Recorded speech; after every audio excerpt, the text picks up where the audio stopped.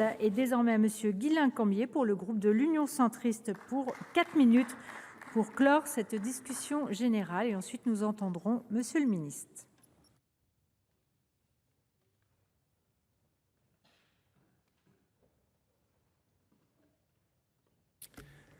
Madame la présidente, monsieur le rapporteur, monsieur le ministre, chers collègues, les axes de la mission abordée ce soir, agriculture, alimentation, forêt, affaires rurales, me tiennent particulièrement à cœur. Moi qui suis issu d'un territoire rural, un territoire d'élevage et de bocage que vous connaissez, monsieur le ministre, l'Avesnois, j'y vois chaque jour nos producteurs qui œuvrent pour une agriculture raisonnée et respectueuse de l'environnement. La France, grande puissance agricole, a occupé le rang de deuxième exportateur mondial jusqu'en 1995. Mais elle perd progressivement sa place et son leadership historique. Néanmoins, malgré la conjoncture, nos agriculteurs continuent d'œuvrer pour notre souveraineté alimentaire.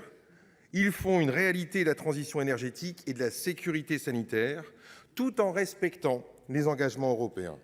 Plus que jamais, ils ont besoin de soutien et de compréhension.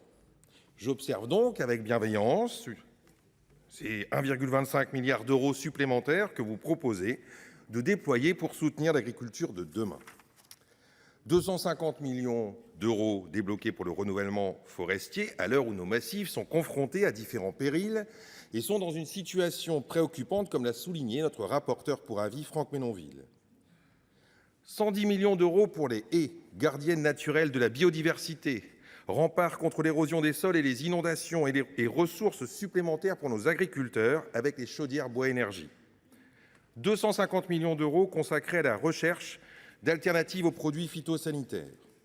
Pour autant, ces engagements ne doivent pas faire oublier l'importance du soutien pratique à l'agriculture, qui doit continuer d'être au cœur des crédits budgétaires.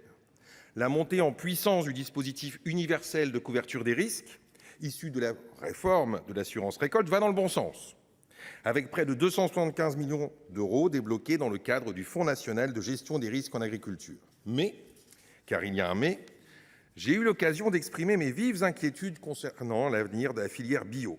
Prix du lait, de la viande, des fruits et légumes.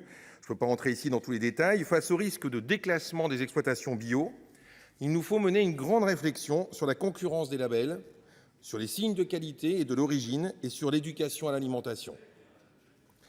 Nous devons soutenir toutes nos agricultures conventionnelles, bio, et celles de demain, réclamées par les consommateurs, celle du consommé local. À vous, monsieur le ministre, avec vos équipes, votre administration, d'encourager ce nouveau modèle. C'est une demande forte du terrain. Il restera aussi à réfléchir sur la dérogation Ukraine et le rapport entre le faire-valoir direct et les statuts du fermage, ainsi que sur la valorisation de l'herbe. Ce budget, c'est aussi celui de la nouvelle PAC 2023-2027. Le cofinancement national des aides du second pilier est pérennisé, tant mieux. La question se posait pour les indemnités compensatoires de handicap naturel, les ICHN, dont le taux de cofinancement européen est passé de 75 à 65 %, nécessitant une augmentation du financement de l'État. Dans la répartition État-région du FEADER, nous serons vigilants, monsieur le ministre, à ce que l'État reste engagé auprès de tous nos agriculteurs.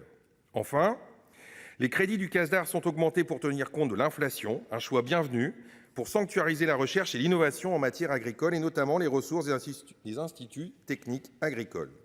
C'est en nous appuyant sur l'innovation que nous consoliderons la compétitivité de notre agriculture, notre souveraineté alimentaire. En complément des propos tenus par mon collègue Daniel Fargeot tout à l'heure, nous voterons donc cette mission. Mais ayez à l'esprit, monsieur le ministre, que ce n'est pas un chèque en blanc. Les attentes du monde agricole sont énormes. Nous sommes à la croisée des chemins. Notre ruralité, nos agriculteurs ne demandent pas mieux que de refaire de la France une grande puissance agricole. Je vous remercie. Merci, chers collègues. Et pour terminer cette discussion générale, j'appelle donc Monsieur le ministre de l'Agriculture et de la Souveraineté alimentaire, Monsieur Marc Fesneau, et ceci pour 15 minutes maximum. Monsieur le ministre.